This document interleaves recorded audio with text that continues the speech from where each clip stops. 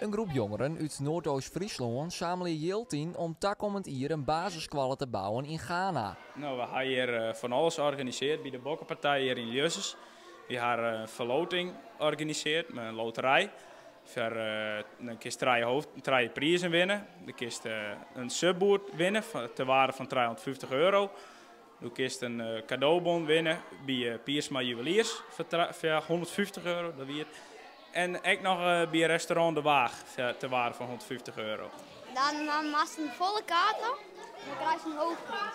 Dan mag ik in Dokkum, bij het Talhuisbad, gratis zwemmen. Los van het grote animo moeten de inzamelaars nog wel even terug.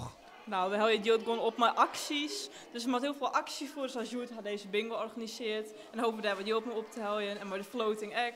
En zo is uiteindelijk een heel bedrag weer ophellen. Hoeveel moet er ophellen worden? In totaal? Wat denk je? Volgens mij 3.500 per persoon. Dat is wel wat. Dat is wel wat. Ik denk 120.000. Ja, in totaal. Ja, zoiets in totaal. 140.000, zoiets.